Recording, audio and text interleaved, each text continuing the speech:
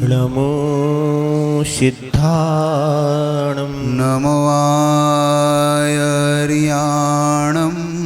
नमो आयर्याणं नमो वज्रायाणं नमो वज्रायाणं नमो लोये सवसाहुणं नमो लोये सवसाहुणं ऐसा पंच नमो यारो ऐसो पंच नमो याणो सव पावपणाशणो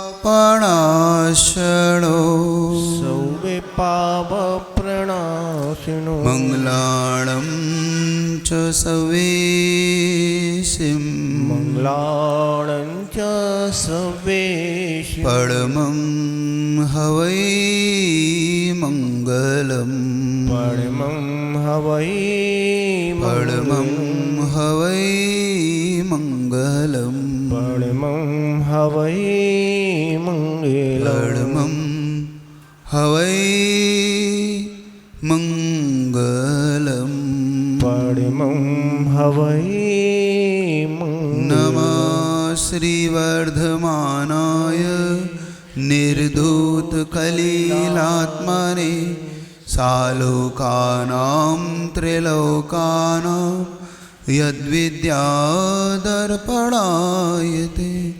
देवादिदेवते श्रीकारी चिंतामणि पार्श्वनाथ भगवान की जय हो। जगत पुछ युग प्रवर्तक आचार्य भगवान गुरुदेव विद्यासागर जी महाराज की जय। परम पूज्य 108 श्री विशाल सागर जी महाराज की जय। समस्त मुनि संघ की जय। चलिए एक बार और पुनः सिद्धांत के माध्यम से अपने तक पहुंचने के लिए उस प्रक्रिया से गुजरेंगे। घटना सत्यंधर और जीवनधर के जीवन के चारित्र को लेकर जीवनधर का वह दृश्य जब उसने एक स्वान कुत्ते को मात्र नवोकार मंत्र के प्रभाव से वह स्वान भी यक्षेंद्र बन जाता है। वह यक्षेंद्र होकर अपने उपकारी के प्रति उपकार से भरता हुआ जब आता है और जीवनधर को से कहता है, आप ही मेरे प्रभु, आप ही मेरे स्वामी हैं। कहता है तुम कौन हो? तो जीवनधर पूछता है कि आप नहीं पहचाने, आप मैं वही हूँ जो कुछ क्षण पहले आपने मुझे नमोकार मंत्र का प्रभाव से यहाँ तक पहुँचाए।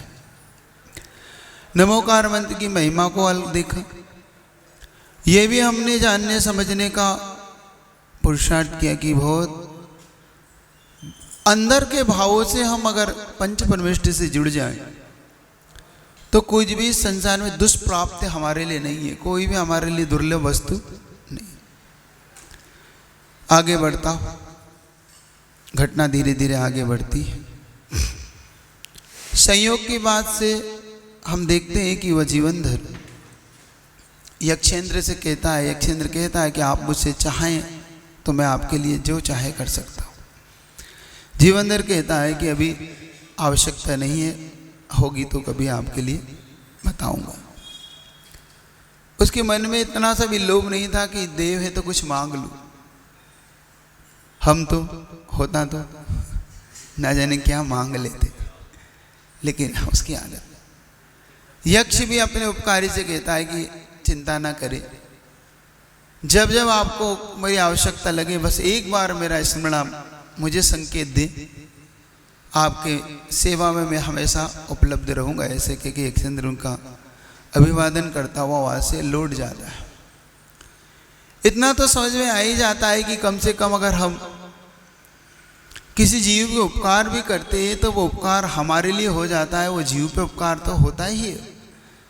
उस जीव का तो कल्याण हो ही जाता है, लेकिन हमारे मार्ग की बाधाओं को दूर करने के लिए भी वो उपकार आगे आके स्वयं समर्पित होता है। जीवनधर वहां से आगे बढ़ता है। आपको एक घटना सुनाई थी, गुण मंजरी और सुर मंजरी की चूर्ण को लेकर आपस में जो विवाद हुआ था। संयोग की बात होती है कि जब गुण मंजरी से वो विवाद जीत जाती है और सुर मंजरी बिना स्नान किए लौट जाती है, आप याद कर लेना उस घटना को थोड़ा सा, तो गुण मंजरी को इससे स्नेह होने लग जाता है, लेकिन वो बिना कुछ बताए वो घर लौटने लगती है। और लौटते समय अचानक यह काष्टांगर का, चूंकि वो राजा हो चुका था, उसका हाथी अचानक थोड़ा सा मद से भरा हुआ उस ओर बढ़ता है और गुण मंजरी को ऊपर एकदम अचानक वो भड़क उठता है और गुण मंजरी से बचने के लिए लौटती है, जीवनधर पीछे से उसे संभालता है और उस हाथी से भिड़ता है वो, क्योंकि महापुरुष कभी भी स्त्रियों के ऊपर हुए उपसर्ग को दूर करने के लिए स्वयं आगे आता और उसने अपने कुंडलों से, मात्र अपने कुंडलों से उस हाथी को जीता। गजब की घटना है वो, देखना।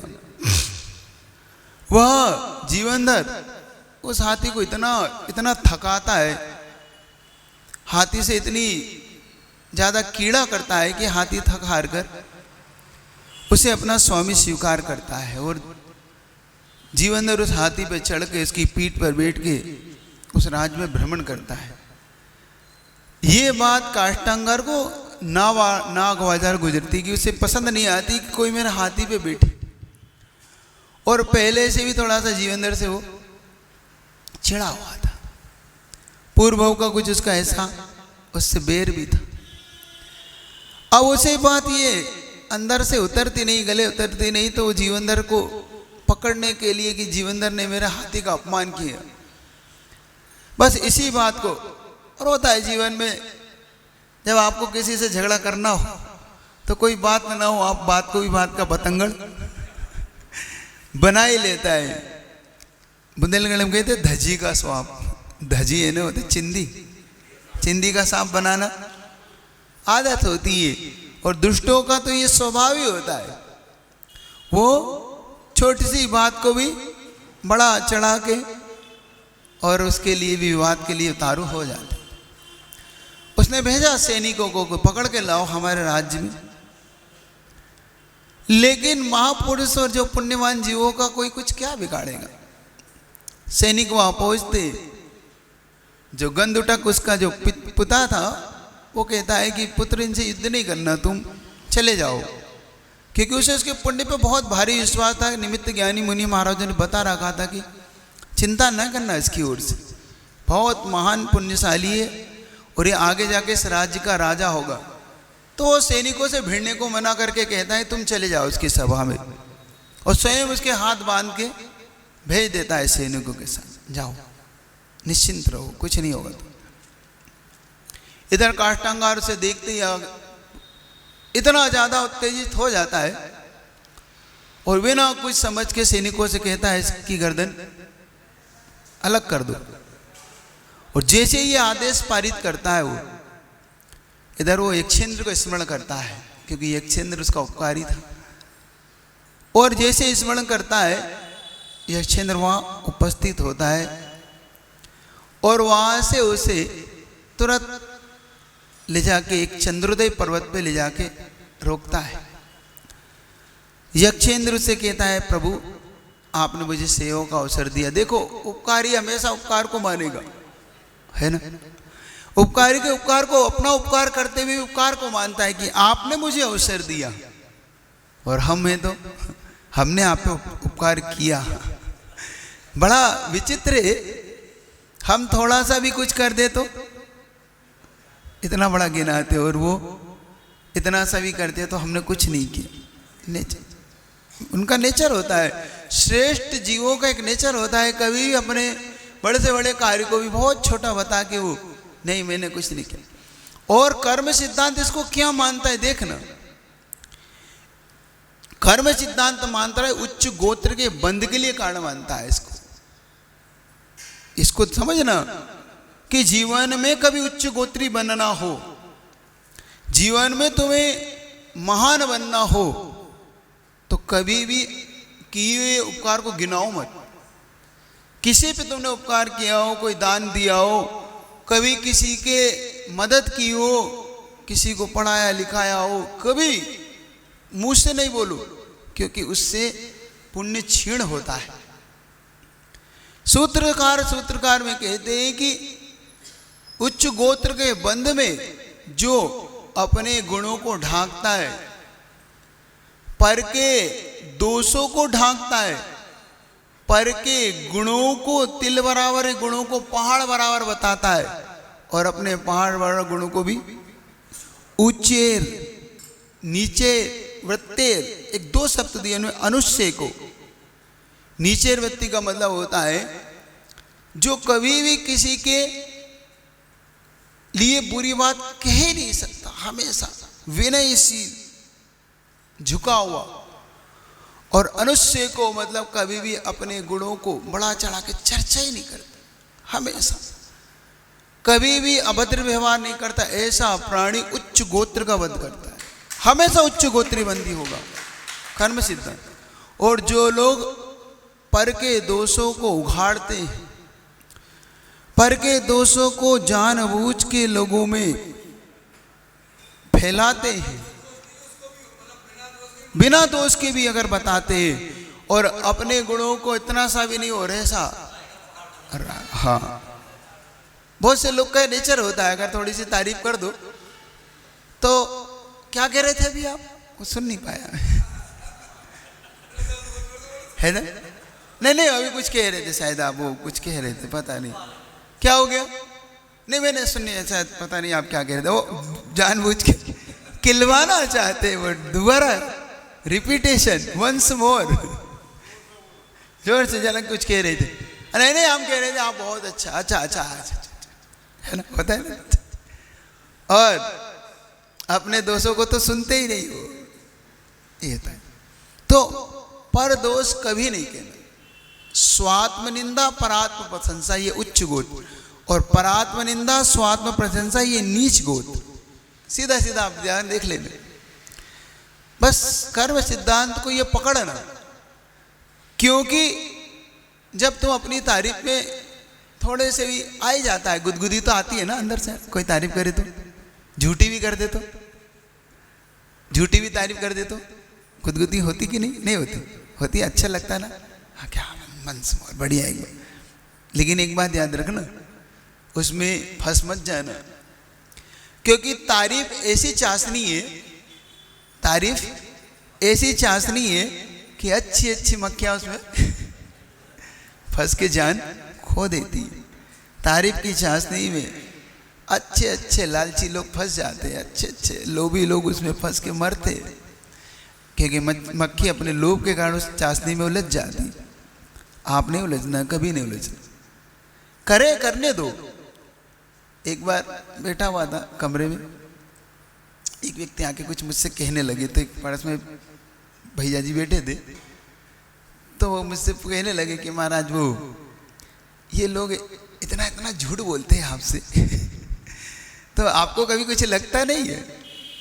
मैं कहा देखो ये झूठ बोले चाहे सच बोले, लेकिन मैं मुस्कुरा इसलिए देता हूँ, वो तारीफ करते मैं जानता हूँ कि झूठ भी बोल रहा है सच बोल रहा है, क्योंकि अपने को तो अपनी कुव्वत,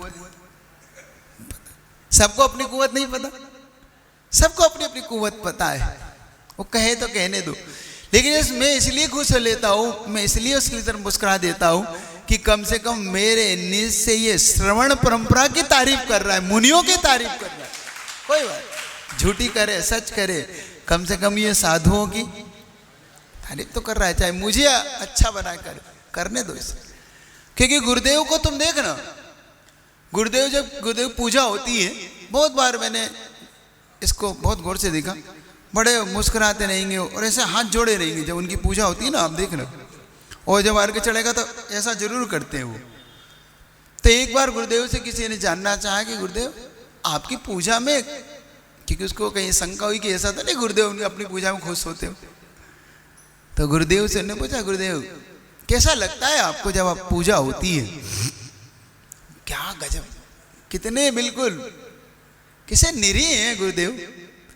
गुरुदेव कहते वो पूजा करता है तो मैं भी पूजा करता हूं, और वो जब वो पूजा करता है और जब अर्घ चढ़ाता है तो वो मुझे चढ़ाता है, मैं ज्ञान सागर जी को चढ़ा देता, मैं अपने पास नहीं रखता। मैं किसको कर देता हूँ?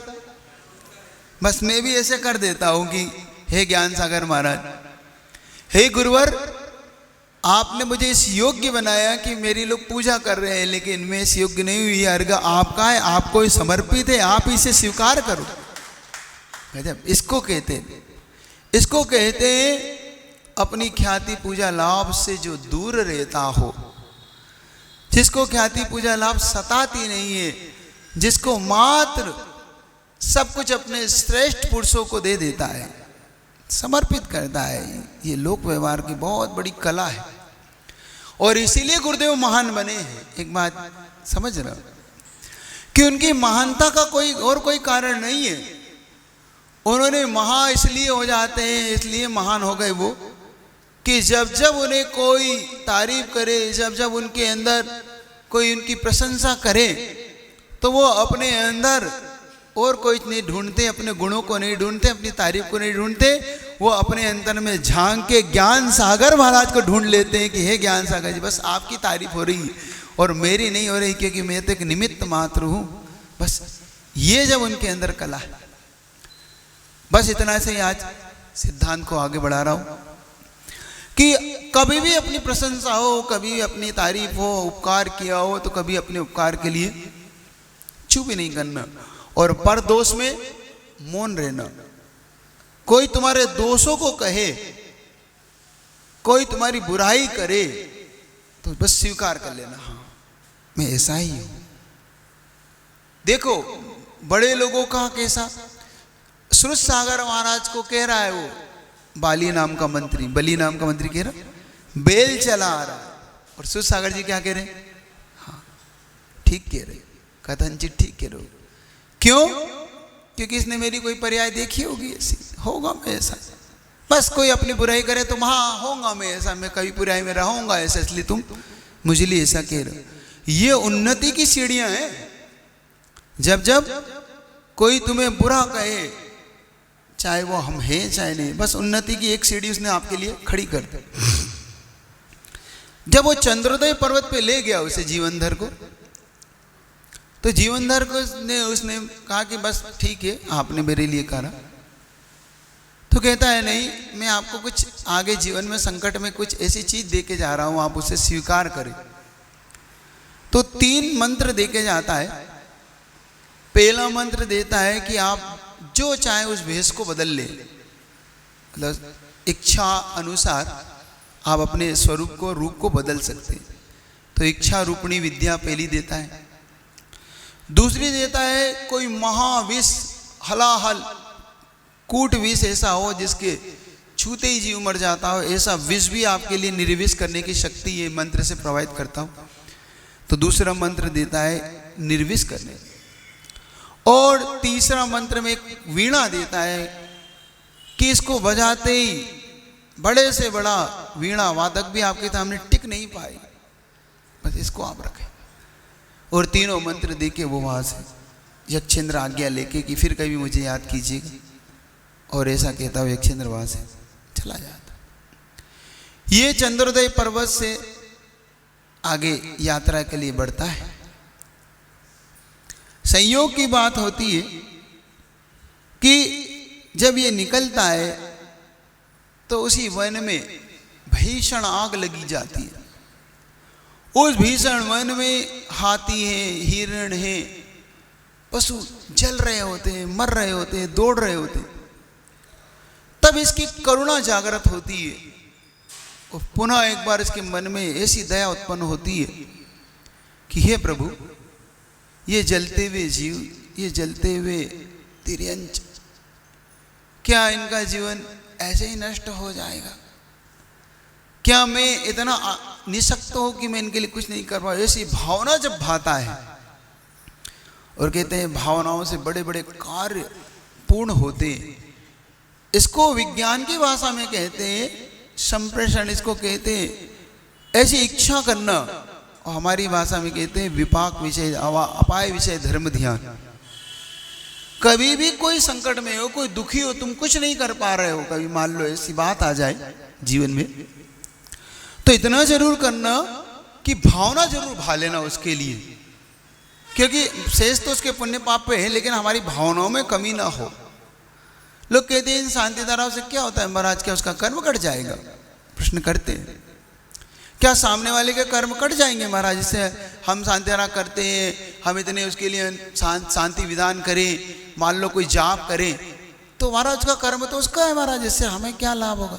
अरे तुम भावनाओं तो भाओ, तुम उन वर्गणाओं को तो भेजो, संप्रेषण तो दो उसके लिए। देखो सामने वाले का कर्म भी ढीला होगा कैसे। अब देखना इसको समझ लेना, इससे कई उत्तर तुम्हारे लिए मिलेंगे, तुम्हारे प्रश्नों के हल मिलेंगे। कि जब तुम्हारे मन में ये भाव आ रहा हो कि हे प्रभु मैं इसके लिए शांति धारा करूं, वह रोगी है, वह पीड़ित है, वह दुखी है, उसका रोग दूर हो, ये भावनाएं आप करते हैं शांति धारा के माध्यम से, तो वो शांति धारा हमारे द्वारा किस प्रकार की ऊर्जा प्रभावित करती है, हम कैसे उनके कष्टों को, उनके कष्टों में हमारी भावनाएं कैसे काम आती है, समझना आज इस बात को। इस कार्य को समझना, तुम कितना बड़ा कार्य करते हो। मान लो सामने वाला रोग से ग्रसित सामने वाला किसी चीज से पीड़ित है, दुखी है ना, और आप यहां से शांति धारा कर रहे हो, तो महाराज क्या शांति धारा उसके लिए काम आएगी कि नहीं आएगी? पहला प्रश्न।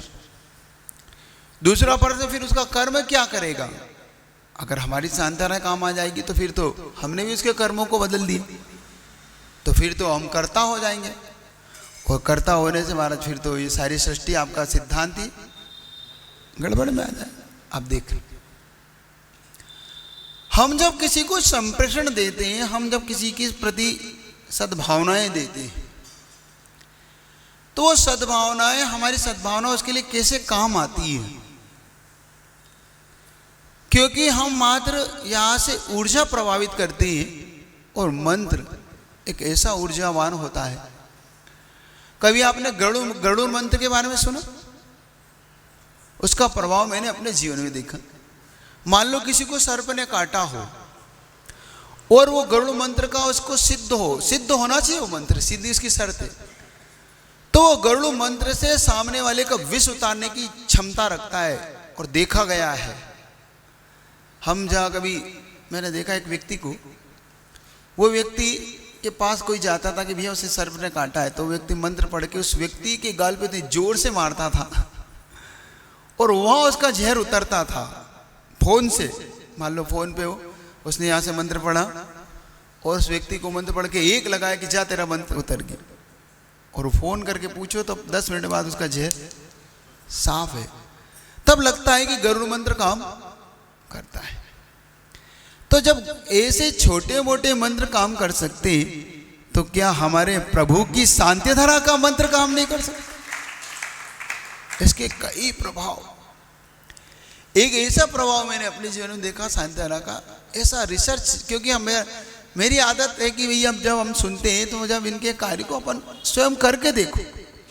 हम लोग सरदना में थे, और सरदना में एक व्यक्ति को उस समय क्योंकि कोरोना काल चल रहा था, कोरोना काल में हम लोग वहाँ पे उलझ गए, अब वहाँ पे रुकना पड़ा, क्योंकि हम सिर्फ 3 दिन के लिए गए थे वहाँ, लेकिन हमें वहाँ 11 महीने गुजारना पड़े। देखो कर्म कैसा रोकता है आपको। सिर्फ 3 दिन ले गए थे, सिर्फ महावीर जयंती के भाव से कि महावीर जयंती का समय निकट था, गर्मी का मार्च का महीना था, हमने को चलते हैं। तो 16 मार्च को वहाँ पहुँचे और 23 मार्च को लॉकडाउन लग गया। अब हम उलझ गए। और उसी कोरोना के दौरान एक व्यक्ति भर्ती होना पड़ा, उन्हें कोरोना हो गया, अस्पताल में भर्ती हुए, और उनकी सांसें उखड़ रही थी कि अब लग रहा था कि ऑक्सीजन लेवल घट रहा है उनका। तो उन्होंने वहाँ पे उनके एक जो रिश्तेदार थे उनको फ़ोन करा, सागर नाम था उसका। तो उसने कहा कि देखो भाई महाराज जी से कह दो कि अब महाराज जी मैं बचूंगा नहीं, अब बस मेरे लिए आशीर्वाद दे। और उससे कहने लगा कि देखो परिवार का ध्यान रखना, तुम अब परिवार में अब तुम ही हो। तो वो मेरे पास आके कहता है कि महाराज बहुत कष्ट में, आप क्या करा जाए। तो मैंने कहा देखो उनसे ये बोलो कि थोड़ा सा धैर्य रखे, और उसने वीडियो कॉलिंग करा के महाराज बस दर्शन दे दो महाराज, कुछ नहीं आप आशीर्वाद दे दो। कि मैंने कहा ठीक है भाई, कम से कम चलो इसको दर्शन दे कर लो अंतिम समय। और दर्शन देते कहने लगा कि महाराज बस अब मेरा अंतिम समय चल रहा है, मेरी सांसें उखड़ रही है, बस आपके दर्शन हो गए, बस आप नमोकार मंत्र सुना दो। मैंने कहा कि कोई बात नहीं, नमोकार मंत्र सुन लो तुम, लेकिन तुम डरो नहीं। वहाँ पे पद्म भगवान का बड़ा अतिशय मानते हैं, वो लाल बाबा बोलते हैं उनको। तो मैंने डरो नहीं, अगर तुम थोड़ा सा देर रखो और शांति कल तक का, क्योंकि अब शाम हो रही है, अब तो नहीं होगी, कल शांति तुम्हारे लिए हम करेंगे हम लोग। बस उसने भी हिम्मत रखी। मैंने कहा बस तुम पॉजिटिव से भर जाओ कि तुम नहीं जाओगे, बस तुम इतना सा विश्वास कर लो, कुछ नहीं होगा तुम। और मैंने उससे कहा कि तू पहले जाके श्रीफल चढ़ा भगवान को। सबसे पहले कभी संकट में हो कहीं मत जाओ, सबसे अपने इष्ट के पास जाओ और इष्ट को श्रीफल चढ़ा दो, जो होगा देखा जाएगा। क्योंकि पुण्य पाप का खेल है ये, तो क्या इसका क्या होगा, उसके भाग में होगा होगा नहीं, लेकिन अपने इष्ट को मत भूलो। तुमने अपना इष्ट बना रखा कि नहीं? तुम्हारा कोई इष्ट भगवान है कि नहीं है? तुम्हारे पास कोई इष्ट मानते हो कि इन्हें अपना आराध्य मानते हो?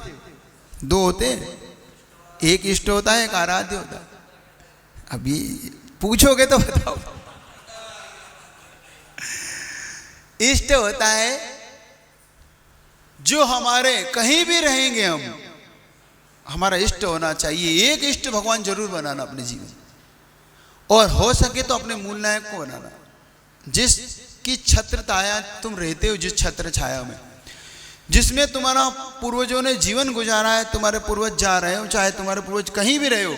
जैसे कोई कहाँ का है, कोई कहाँ का है ना, लगाते हो ना तुम, भीटा गांव होगा ये, है ना। तो भीटा के हो तो तुम्हारे भीटा के इष्ट जो थे वो तुम्हारे, तुम कहीं के हो वो तुम्हारे लिए।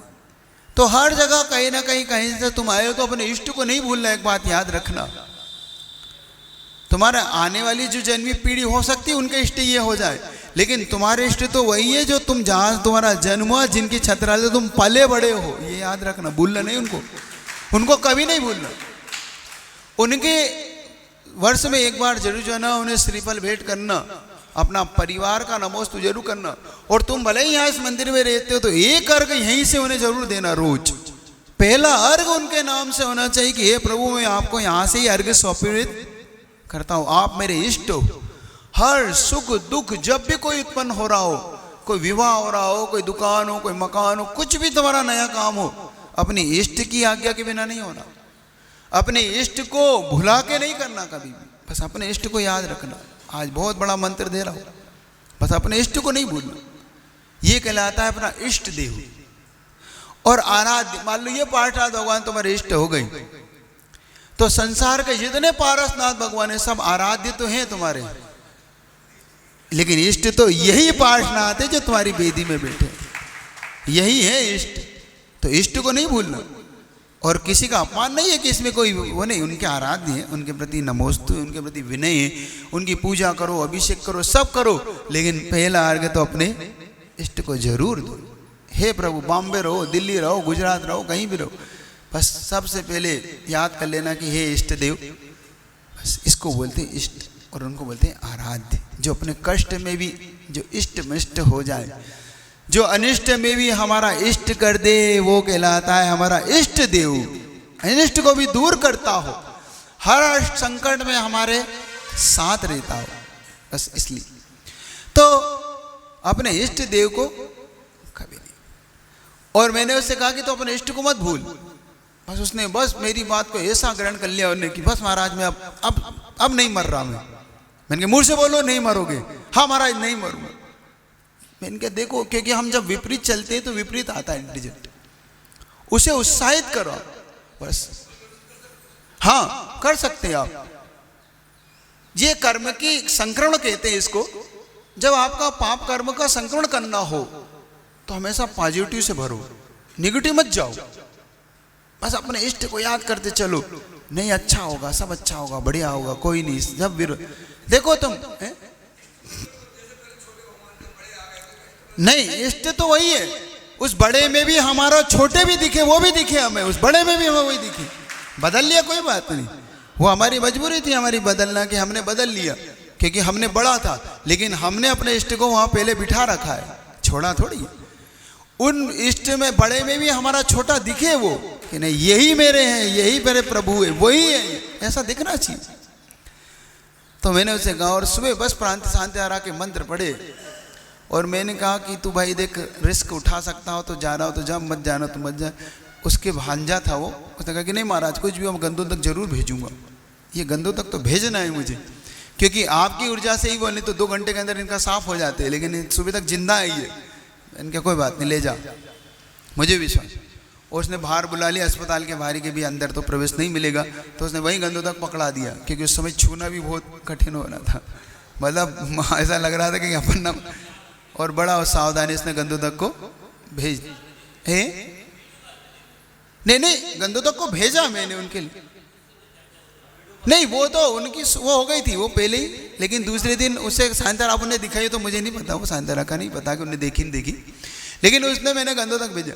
और गंदों तक भेजने के बाद जब गंदों तक लगा उनको, जय हो गंदों तक की महिमा अपरंपार है, उन मंत्रों की महिमा इस जो शांति धारा में अद्भुत, वो गंदों तक लगाने के बाद जो उसका लेवल गिर रहा था, अपने आप 90 से 95 छू रहा था गंदों तक के बाद, और 15 दिन के अंदर, 15 दिन लगातार शांति धारा, मैं क्या अब तो चलने दो इस शांति धारा। और 15 दिन के जब लौटे और 1 महीने क्वारंटाइन रहने के बाद जब आए तो कहने लगे महाराज अगर जिंदा हूं तो इन मंत्रों के कारण जिंदा हूं, इन पदम प्रभु कारण। देखना है शांति धारा का प्रभाव, गजब का प्रभाव है इन मंत्रों का प्रभाव। तब मुझे लगा कि हाँ ये पूछना है कुछ। नमोस्तु महर्षि। से बोलते हैं कि आयु कर्म को न एक पल बढ़ाया जा सकता है न घटाया जा सकता है, तो इन मंत्रों के प्रभाव से क्या हम आयु कर्म को बढ़ा सकते हैं? नहीं, आयु कर्म नहीं बढ़ रहा है, आयु कर्म की जो उदीर्णा हो रही थी, हमारे निषेध खिरते हैं। जैसे मैं बता देता हूँ, पेट्रोल होता है आपके यहाँ, उदाहरण देखना, हमारे यहाँ पेट्रोल हमारी टंकी में होता है, हम जो गाड़ी चलाते हैं तो उसमें थोड़ा सा आप तेज कर दो, उस पेट्रोल में घुमा दो तो वो फ्लो से जाता है ना। इन खोल देते ना आप खोलते तो फ्लो से निकलता है ना, चोक लगा जो भी करते हैं। और थोड़ा सा आपको उसको कम करना होता है कि भाई अपने फ्लो में, तो आप उसको इसका हल्का सा घुमाते हो तो फिर वो बूंद बूंद करके जाता है। तो हम एक होती उदीर्णा, एक होता है उदय। तो आयु कर्म के निशोकों की जब उदीर्णा होने लगती है तो पुंज उदयरित होते, उसे हम सद्भावनाओं से उदय में बदले। अब उसके ठीक निषेकों को एक एक करके जाने दी, जो हजारों की संख्या में थे वो 1-2 की संख्या में आके फ्लो में आ गए। तो हमारी जो आयु कर्म के निषेक जो 100 वर्ष के थे वो चाहे तो अंतर्मुख में खिर सकते हैं उदीर्णा के माध्यम से, और उदय के माध्यम से अगर एक एक करके निषेक में आएंगे तो नियम से 100 वर्ष पूरे जियोगे। तो हम बढ़ा नहीं सकते आयु को, लेकिन जो घटती हुई आयु को संभाल सकते हैं, ये हमारे मंत्रों की शक्ति। हम उदीर्णा को रोक लें, हम उदीर्णा को रोक दें, अपने आप उदीर्णा रुकेगी। और उदय के रूप में जब जाएंगे तो आदमी, जब हम तेज दौड़ते हैं तो हमारी सांस उखड़ती है एकदम, और थोड़ा सा हम शांत होते हैं तो अपनी सांस फ्लो में आती है। तो इसमें उदीर्णा होती है कर्मों की। जब बहुत तेजी से हाँपते हैं ना, तो ये बहुत संकलेश करते हैं तब भी उदीर्णा होती है आयु कर्म में। बहुत ज़्यादा हम गुस्से में क्रोधित होते हैं तब भी उदीर्णा होती है आयु कर्म में। तो कुछ ऐसे कार्य हैं जिसमें बहुत भयभीत होते हैं, संकलेश होती हैं। हाँ, समय से उदीर्णा का मतलब होता है अपाक पच्चे, मतलब अकाल में ही जो अकाल पच्चे, अकाल में जो पच जाए, मतलब पाक को प्राप्त हो जाए, उदय को प्राप्त हो जाए। उन निषेकों को अकाल में उसको खिराना नहीं, समय से खिरता है। एक उदाहरण मैंने दिया था आपको कि जैसे टाकीज में आप प्रवेश करते हैं तो टिकट लेते हो तो एक एक करके प्रवेश मिलता है, तो ये कहलाता है उदय। और टाकीज छूटता है जब आपकी पिक्चर, तो एक साथ आप झुंड के झुंड, इसको बोलते हैं उदीर्णा। तो उदय और उदीर्णा, तो निषेकों का एक एक करके आना उदय, और एक साथ पुंज के पुंज खिरना ये उदीर्णा होती है। तो उदय उदीर्णा को भावों को आज पकड़ लेना। तो बस उनके उदय को अपन ने उदीर्णा को उदय में चेंजेस किया, अपनी सद्भावनाओं से सामने के इसको देख। इसको आप हीलिंग भी बोलते हैं। आपने हीलिंग प्रोसेस देखी होगी, रेकी प्रोसेस देखी होगी आदमी के, तो वो एक प्रोसेस है ये सद्भावना होगी। बस सामने वाला उसको ग्रहण करे, पॉजिटिव रहे। आप दीजिए, आप करिए, अपने परिवार के प्रति सद्भावना से भरिए, मित्रों के प्रति, परिवार के प्रति, जरूर सामने वाला आपके प्रति सद्भावित होगा। कोई बेरी है, कोई आपसे खूब क्रोधित होता है, दीजिए अच्छे अच्छे उसके लिए भावना कि नहीं सब ठीक होगा, सब अच्छा होगा, अच्छे मन से देखिए, आपके प्रति वो नेगेटिव से पॉजिटिव होने लगेगा, वो भी आपके प्रति अच्छी भावना है। तो ये बहुत बड़ा कार्य। तो जब यक्षेंद्र की बात आ जाता हूँ, वापस आपको कहानी पे, स्टोरी पे आ जाना। तो जैसे ही उसको पता पड़ा कि उसकी पुत्री को विष जहर चढ़ा हुआ है, और ये पहुंचता है, जीवनधर को पता पड़ता है कि हाँ जंगल में आग लगी, हाँ उससे पहले जंगल में आग लगी, तो ये वहां भावना माता उसकी सद्भावनाओं से इतनी पानी की वर्षा होती, घनघोर वर्षा से सारे के सारे प्राणी बचते, वो जलते हुए हिरण, हाथी, सब उसकी सद्भावना से। क्योंकि पुण्यात्माओं के प्रभाव से देखो, एक व्यक्ति सारी नाव को तिरा सकता है, पुण्यात्मा एक व्यक्ति पापियों को भी तिरा ले जाता है, क्योंकि उसका पुण्य इतना भारी होता है कि सारे पापी आत्मा डूबते नहीं, वो सब भी निकल के जहाज से बच जाते हैं। यह तो है पुण्य के प्रभाव को मान के चलना। जीवन में हमेशा पुण्यात्माओं की संगति जरूर करना। क्या कह रहा हूं? पुण्यात्माओं की संगति करो, उन्हें अपने मित्र बनाओ, उनके साथ रहो, पापियों को दूर से नमस्कार करो, उनकी संगति भी छोड़ दो, क्योंकि पापी खुद डूबेगा और तुम्हें भी डूबेगा। इसलिए पापियों की संगति मत करो। हमेशा जो शांति धारा, अभिषेक, स्वाध्यायशील हो, देवसाधुरु का भक्त हो, उनके प्रति अच्छी भावना, उनकी संगति करो। जो पापों से बचता हो, पापों से डरा हुआ हो, सत्यवादी हो, सत्यनिष्ठ हो, विनयशील हो, मृदुता का भाव रखता हो, ऐसे लोगों की संगति करो। जो दुष्ट स्वभाव के हो, हमेशा झूठ बोलने में रहते हो, जो दूसरे को नीचा दिखाने में रहते हो, हमेशा बुरे कार्य पापों में लिप्त हो, ऐसे व्यक्तियों से दूर रहो। बिल्कुल, ये डूबेंगे और डुबो देंगे। बस उसने सद्भावना की, वहां पर आगे बढ़ा। वहां से सिद्धिदत्त सेठ ने जहां पे उसे रखा था, एक नगरी बसाई थी। संयोग से वो पहुंचता है और वो चंद्रोदय से एक चंद्रभा नाम की एक नगरी होती है, चंद्रभा नाम की नगरी में पहुंचता है। और वहां पर पहुंचते ही एक राजा की पुत्री को सर्प ने काटा था, और सर्प के काटने का बिल्कुल मरणासन थी वो। संयोग से ये वहां पहुंच जाता है। राजा घोषणा करता है कि अगर कोई मेरी पुत्री को बचा लेगा, और कोई ऐसा वैद्य हो जो जहर को उतार सकता हो, तो मैं अपनी पुत्री उससे विवाहित कर दूंगा, आधा राज्य भी दूंगा। लेकिन जीवनधर को ये लालच नहीं था। जीवनधर को लालच तो ये था कि बच जाए, किसी के प्राण बचे। और उसके पास वो विष मंत्र था भी जो गरुड़ का दिया हुआ था। आज उसने प्रैक्टिकल रूप में उसे करने का भाव किया और सीधा पहुंचता है महल में। महल में पहुंचता है, उस कन्या को देखता है, उस कन्या के ऊपर मंत्र के प्रभाव से उसकी जहर को दूर करता है। जैसे उसका जहर उतरता है तो राजा इतना प्रसन्न होकर अपनी कन्या का विवाह जीवनधर से करता है। आपको याद होगा, इसकी माँ ने कुछ सपने देखे थे, याद है? आप याद है? अब याद करते जा रहे हो। 3 सपने देखे थे। पहला देखा था कल्पवृक्ष गिरता हुआ, दूसरा देखा था नया कल्पवृक्ष बढ़ता, और तीसरी 8 मालाएं देखी थी। देखिए, अब याद कर ले। तो 8 मालाओं में इसको कन्या मिलना है शुरू हो गई। इसको ऐसी 8 बड़े बड़े कन्याओं का इससे विवाह होगा। तो इस राजा की कन्या इसको मिलती है, सर्वांग सुंदर कन्या से प्राप्त होती है, और आधा राज्य देता है। राज्य मिलता है। संयोग की बात से उस राज्य में ये रहता है कुछ दिन, उस कन्या के साथ अपने अच्छे भावों से, वहाँ पर उन भावों के साथ राज्य उसे रखता है। आगे आज्ञा लेके वो कि आगे मुझे अभी भी तीर्थ वंदना के लिए और जाना है, ऐसा बहाना करके वहाँ से निकलता है।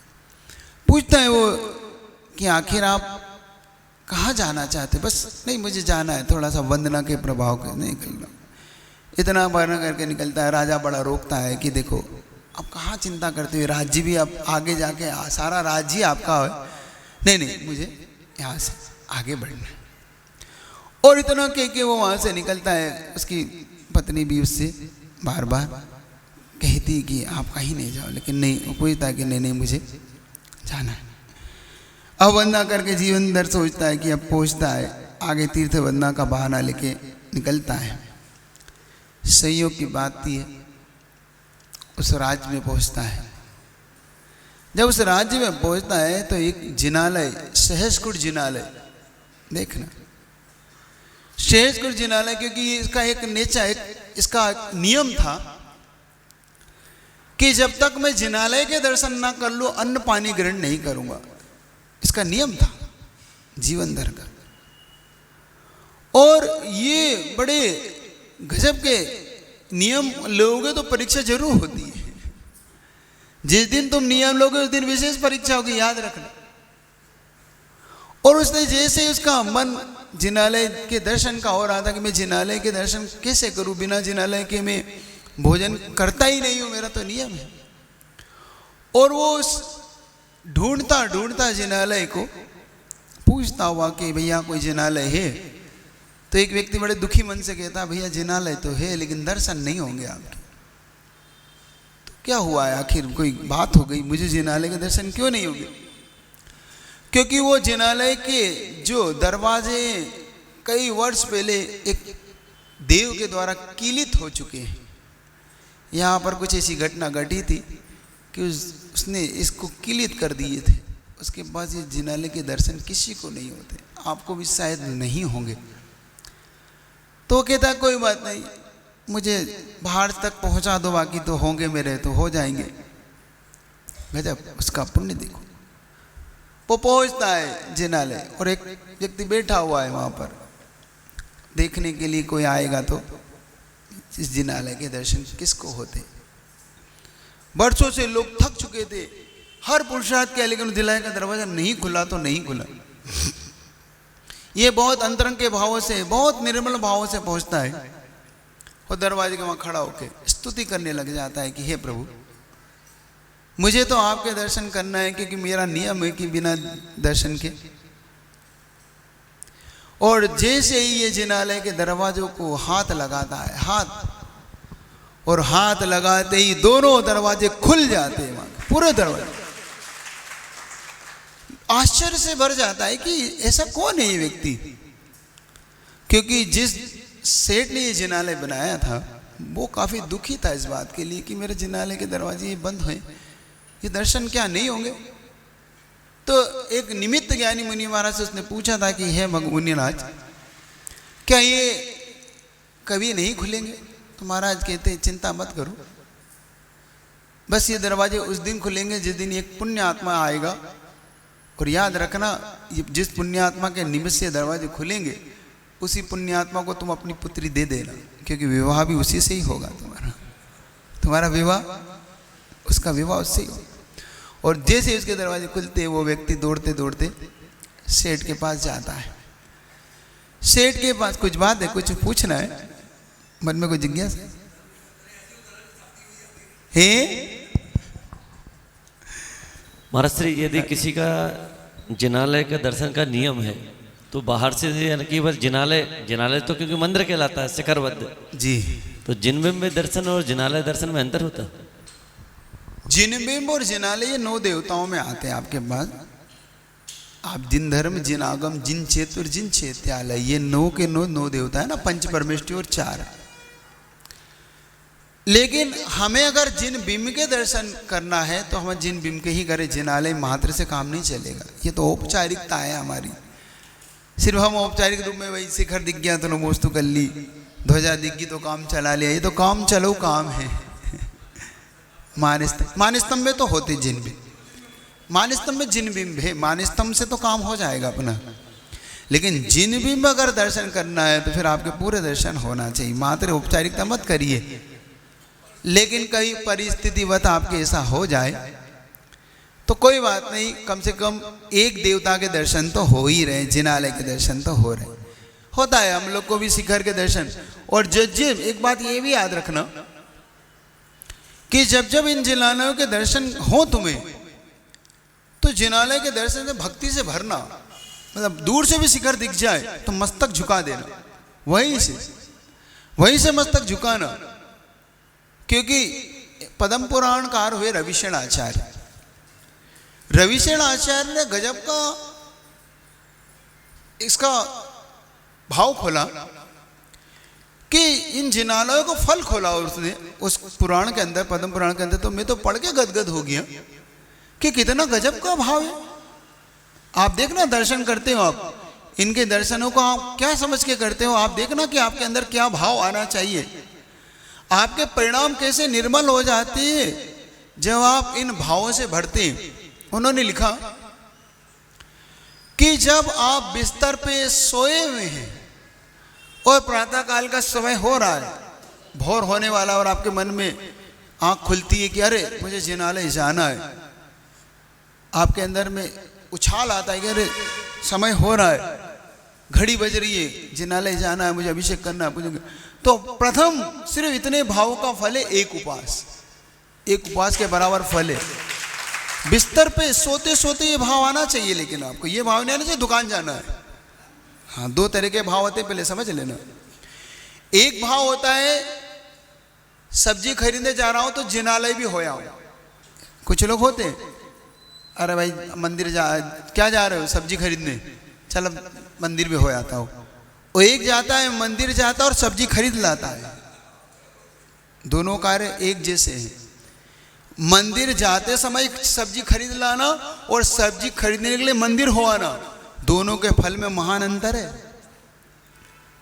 क्योंकि आप किस निमित्त से निकले थे सब्जी खरीदने, जिनालय के निमित्त से नहीं निकले थे। आप खरीदने निकले थे, चल अब सब्जी खरीदने जा रहा हो, तो चल अब मंदिर दिख गया, तो मंदिर तो तुम्हारी मजबूरी हो गया कि अब दिख गया है तो चल हो आता हो।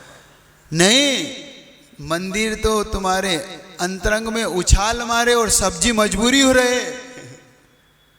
मंदिर जाओ मजबूती से और सब्जी खरो मजबूरी में, कि नहीं क्या करूं, पेट का सवाल है इसलिए सब्जी खरीद रहा हूं, और मेरी आत्मा का सवाल है इसलिए मंदिर जा रहा हूं।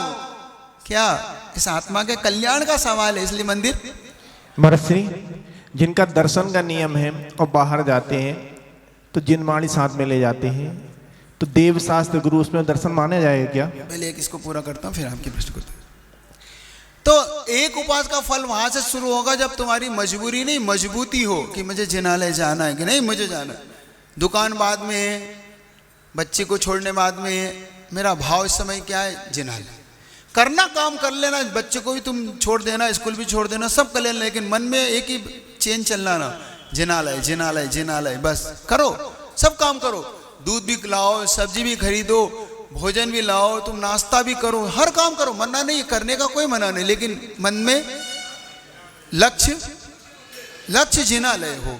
नहाना भी है तो हाँ, अब उठो, सबसे उठते सबसे पहले नमोस्तु करो, वहीं से अपने इष्ट को, मंदिर को याद करो, मत उतरो पलंग से, इससे पहले वहीं से महाराज अशुद्ध है, शुद्ध कोई बात नहीं, सबसे नमोस्तु करो।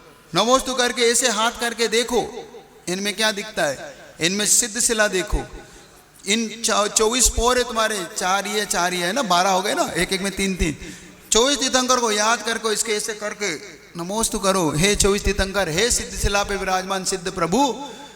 अब 9 बार नमोकार मंत्र का स्मरण करो और उतरो, चरण रख दो, पहला चरण भार अब, और अब स्नान करने के लिए जाओ। कोई पूछे कहाँ जा रहे हो, जिनालय, निगम नहीं, कहाँ जा रहे हो, मंदिर, मत कहो कि नहाने जा रहा हूं, कहाँ जा रहे हो, मंदिर। निगम ने इसको स्वीकार करता है, एक बात ध्यान रखना, संकल्प मात्र गाह्य निगम नया, संकल्प को ग्रहण करना निगम नए का काम। कहो मंदिर जा रहा हूं, स्नान करने जा रहे हो, कह दिया ना मंदिर जा रहा हूं, मुंह से मत बोलो ना अंदर। फिर स्नान करके निकलो, मुख से द्रव्य की बात करो, द्रव्य सजा दो जल्दी से, डब्बी बना दो, बस डब्बी लगाओ। स्नान करने का फल है 2 उपवास। देखना, डब्बी मंदिर के लगाने का फल है 4 उपवास। अभी तुम कुछ नहीं कर रहे हो, कपड़े पहन रहे हो, सिर्फ 4 उपवास का फल। वहां से तुम सीढ़ी से उतर रहे हो, एक एक सीढ़ी उतर रहे हो, बस जिनालय जाना है। इष्ट को याद करते जाओ, अभी पाठना का अभिषेक होने वाला होगा, लेट ना हो जाओगे, देर ना हो जाए। उन्होंने कहा 8 उपवास का फल। तुम आगे चढ़े 16 उपवास का फल, और थोड़ा चले 32 उपवास का फल, और शिखर दिखा सहस्र गुना फल। ये जान लेना तुम्हें जैसे ही शिखर दिखा तो उन्हें नमोस्तु किया, हजारों उपवास का फल। तुम जैसे ही जिनालय के पहुंचे, चरण धोए, उन्होंने कहा 10,000 का फल। तुम सीढ़ियां चढ़े 20,000 का फल। बता रहा हूं, अभी तो उस प्रश्न का भी उत्तर दूंगा, तुम्हारे अंदर जो उठ रहा है उसका दूंगा, उत्तर दूंगा। तो क्यों इतने उपवास का फल कैसे मिलेगा? और महाराज फिर तो हमें उपवास करने ही नहीं, तुम्हारे मन में चल रहा है। अब तो मैं तुम्हें जानने लगा। हाँ, एक ही दिन। लेकिन तुमने 12,034 के बराबर पाप भी कर रखे हैं, इसलिए कट जाता है वो। अब वो जिनालय तुम पहुंचे हो, और जिनालय में अगर तुम्हारे बाहर परिक्रमा हो तो जिनालय में बिना पैर धोए घुसना नहीं। पैर धो के गुस्से समय एक काम और करना, पैर धोते धोते, एक बात कही थी फिर दोहरा रहा हूं, पैर धोते धोते अहंकार को भी धो लेना पैर के साथ, कि अहंकार मेरे साथ ना चला जाए। अभिमान, मैं बड़ा हूं, मैं करोड़पति हूं, अरबपति हूं, मैंने मंदिर बनवाया, मैंने मूर्ति रखा है, सारा अहंकार उस चप्पल के साथ उतार देना अहंकार। कुछ नहीं हूं, मैं क्या हूं? कोई तुमसे पूछे तुम कौन हो, तो कहना मैं भगवान का दास हूं, मैं किंकर हूं, भगवान का नौकर हूं। अपनी नौकरी करने आया हूं आज। प्रभु की क्या करने आए हो? नौकरी बजाने आया हूं। आज मैं अपने स्वामी के दर्शन करने पहुंच रहा हूं। बस उन्होंने कहा, और परिक्रमा हो तो परिक्रमा करना, 3 परिक्रमा। और जिनालय की परिक्रमा करते करते प्रभु पतित पावन में आपाव, बस ऐसे दर्शन करना। उन्होंने कहा 1000 नहीं, सहस्र गुना, लाख गुना फल, लाख गुना उपवास का फल है।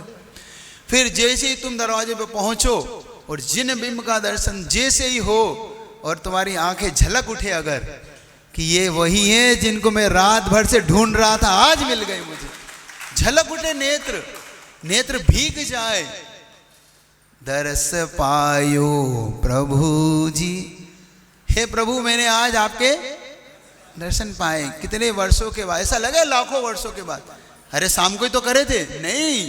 जैसे बच्चा तड़प जाता है ना माँ के बिना, माँ छोड़ जाती है कभी कभी, बच्चे को सुला जाती है, और माँ अपने मित्रों के यहाँ कहीं किसी काम से चली जाती है, और बच्चा उठ जाए बीच में, देखो कैसा रोता है। खिलौना दो नहीं मानता, लड्डू दो नहीं खाता, कुछ नहीं खाता वो, बस माँ माँ मम्मी मम्मी करता है। और जैसे मम्मी मिलती है तो ऐसा खुश होता है, कैसा गदगद भाव आता है उसके अंदर। सब मिल गया, संसार की सारी उसे जन्नत मिल गई, सारी संपदा मिल गई, ऐसा खुश। जिस दिन तुम्हारे मन में ऐसा भाव आने लगे भगवान को देख के कि आज मुझे संसार की सर्वश्रेष्ठ वस्तु मिली है, मुझे सब कुछ मिल गया, जिनालय दर्शन करना, और झलक उठे आज प्रभु। और पतित प्रभु चलने दो, प्रभु पतित पावन में अपावन, चरण आयो शरण जी, यो विरद आप निहार स्वामी मेट जामन, धन घड़ी धन भाग्य मेरो उदय, प्रभु जी को लख लख, मेरो जन्म हो गया आज। और बस परिक्रमा का देख के भगवान को अर्घ्य चढ़ा के, सर्वप्रथम खाली हाथ तो करने ही नहीं, अर्घ्य चढ़ा के नमोस्तु करना, और 3 परिक्रमा देते देते भाव करना कि मुझे भी है प्रभु रत्नत्रय की प्राप्ति हो, मुझे भी आप जैसा तीनों लोक के ऊपर वो सिद्धि सलाह मुझे भी प्राप्त हो, ऐसे दर्शन करना। तो उन्होंने कहा जैसे जिन बिंब के दर्शन करते हो अनंत उपवास का फल है, अनंत उपवास का फल कहा है। देखो जिनालय की भावना तो देखो, हर भावनाओं में ऐसी भावना। अच्छा करते हो कि नहीं ये बता दो, करते हो इन भावनाओं से? अब तक तो नहीं करते थे, लेकिन आज से आप करना। कोई नहीं, ये बहुत लोग ऐसी भावनाओं से दर्शन नहीं कर पाते। इन भावनाओं को समझना, इन भावनाओं को अपने अंदर में ऐसा गदगद भाव, करते तो हो ही, ऐसी बात नहीं तुम नहीं करते, लेकिन अब देखो सिर्फ परिणामों को बदलना है हमें। हमें दुकान की चिंता नहीं, इस समय हमें कोई चिंता नहीं, बस इतना ही परिणाम है। जिस दिन तुम्हारे अंदर ये भाव उठने लगेंगे, जिस जिनालयों के तुम अभी तक महाराज हम तो थक गए इन मंदिरों में आके, फिर भी हमें कुछ प्राप्त नहीं, अब होगा तुम्हें प्राप्त। अब खुलेंगे रास्ते, अब तुम्हारे अंदर सारे संकट दूर होने के रास्ते अब खुलेंगे। देखना, इन भावों को पकड़ना, इन भावों को समझना, इन निर्मल भावों को। जैसे उसने जिनालय खुला और दर्शन हुए, और उस सेठ को निमित्त ज्ञानी महाराज ने बताया था कि जैसे अब तो वो दौड़ा सेठ, वो जिनालय के दर्शन कर रहा था बड़े आंखों से भर के, बहुत जीवन भर उस दर्शन को करते करते आंखों बह रहे थे। जीवनधर ने दर्शन किए। सेठ ने कहा कि हे भव्य आत्मा, आज मैं धन्य हुआ, मेरे जिनालय कितने वर्षों से बंद पड़ा था, ये दरवाज़ा आज आपके निमित्त से खुला, आप मेरे घर पधारे। तो उसने कहा मैं आपको जानता तो नहीं हूँ, लेकिन कोई बात नहीं, आप मेरे साथ चले, आपको पूरा परिचय देता हूँ। पूरा परिचय उसने दिया। परिचय देने के बाद बाकायदा घर लेके गया। घर ले जाके सर्वप्रथम उसने कहा कि कन्या आपके लिए देना चाहता हूँ। उसने कहा मेरा, मैं तो आपको जानता नहीं, लेकिन मैंने आपको जान लिया। धर्मात्माओं को देखो, पुण्य हर व्यक्ति की पहचान करा देता है, पुण्यात्माओं को पहचान की जरूरत नहीं होती। कोई पुण्यात्मा, कभी भी एक बात याद रखना, पुण्यात्मा किसी के परिचय का मोहताज नहीं होता, उस स्वयं उसका परिचय उसकी रूप दे देता है, उसका स्वरूप दे देता है, उसका कार्य दे देता है। तो अपने आप उस परिचय को प्राप्त कर लिया। उसने कहा मैं पहचान गया, निमित्त ज्ञानी, अवधि ज्ञानी मेरी बात झूठ कभी नहीं कह सकते, और मेरी कन्या आपके लिए, उसका विवाह होता है उससे। अब देखो प्रश्न माइक से करना, ताकि मैं आपको उत्तर देने के सारे लोग सुन सकें, जो भी पूछना। तो याद रखेंगे आप लोग, पुण्यात्माओं को कभी भी किसी के परिचय की जरूरत, और पापी का कोई परिचय पूछता है नहीं। दे दो तो बैठ जा बैठ जा। पापियों से क्या कहते हैं, बैठ जा बैठ जा। और पुण्यात्मा से हाँ क्या, बहुत बढ़िया, आपको तो देखा हुआ लग रहा है ना, होता है। पुण्यात्मा अपने आप ऐसा लगता है कि इसको तो कहीं देखा है, इससे तो मेरा प्रेम उमड़ रहा है, इसको तो मैं कहीं परिचित हूं। और पापात्मा, कौन भाई तेरे को पहचानता है? हाँ महाराज जी, एक पत्नी होने के बाद फिर दूसरी पत्नी को रखना क्या उचित है? नहीं, ये परंपरा उनके लिए सहज समर्पित होती थी। और पूर्व में आपके यहाँ चक्रवर्ती ने 96,000 रानियों से विवाह हुआ, अर्ध चक्री की 32,000 पटरानियां हुई। रखना बुरा नहीं, लेकिन आपकी इतनी शक्ति हो, आप उनको हर प्रकार से सुविधाएं, हर प्रकार से उनकी रक्षा सब प्रकार से कर सको, तो मना नहीं है आपका, लेकिन सहज भाव होना चाहिए उसमें। ये भी एक बात याद रखना, किसी ने यह प्रश्न चक्रवर्ती से किया, जैसे तुमने मुझसे किया ना, कि ये चक्रवर्ती तुम इतनी इतनी रानियां रख सकते हो? देखो, पूछ लो, मेरी रानियों से पूछ लो, मुझसे क्या पूछते हो? रानियों के पास जाता है, वो रानियों से पूछता है ये चक्रवर्ती आपको रखते हैं? तो कहते हैं ये चक्रवर्ती रखते तो जरूर हैं, लेकिन इनकी आसक्ति नहीं है हम में। क्या कह रहा हूं, आसक्ति का अभाव। एक आसक्ति के भाव से उस स्त्री के प्रति भाव होना, और एक अनासक्त भाव से रहना। और इनके अंदर ये जो महापुरुष होते, एक बात ये भी सुनना, ये महापुत्र वासना से ग्रसित नहीं होते। ये महापुरुष, तुम्हारी वासना और उनकी वासना में महान अंतर होता है। उनके अंदर एक भाव होता है कि अगर मैं इस स्त्री के साथ संबंध बना रहा हूं, तो मात्र ये मां बने और इस जिन शासन को आगे बढ़ाने के लिए पुत्र उत्पन्न करे, मेरी वासना के लिए नहीं कि मेरी वासना के लिए भोगूं इसे। उनके अंदर का भाव ही अलग होता है।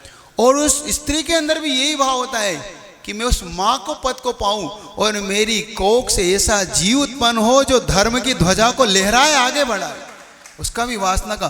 तो बड़े लोगों के एक अलग भाव होते हैं, और जो होते हैं एक पत्नी भी लेके भी उसमें भी वासना से ग्रसित हो सकते हैं, उसकी भी काणी पत्नी भी नहीं छूटती।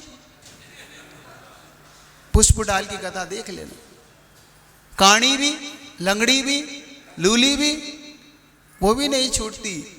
और एक स्वरूप देखो, बड़ी बड़े रूपवान स्त्रियों को भी चला जाके और दीक्षा वारिसेन।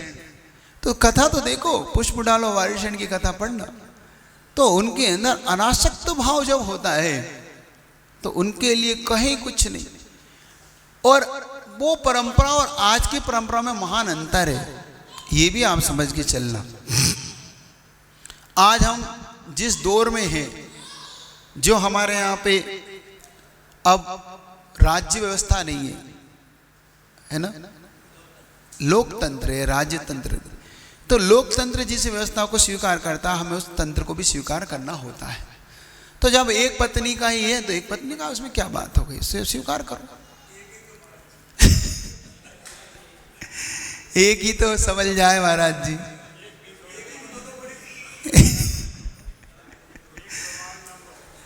देखो, वो तुम जानो, तुम्हारा काम जाने, मैं तुम्हारे चक्कर में पड़ के मैं नहीं पिटना चाहता।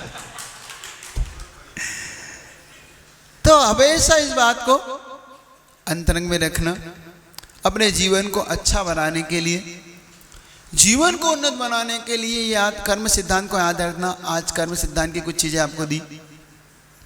उच्च गोत्र बन करना हो तो किसी की निंदा नहीं करना, अपने गुणों को ढांकना, पर के गुणों को उघाड़ना, पर के दोषों को ढांकना, अपने दोषों को बढ़ा के नहीं भैया मेरे दोष, ये उच्च गोत्र के लिए कारण है, याद रहेगा आपको।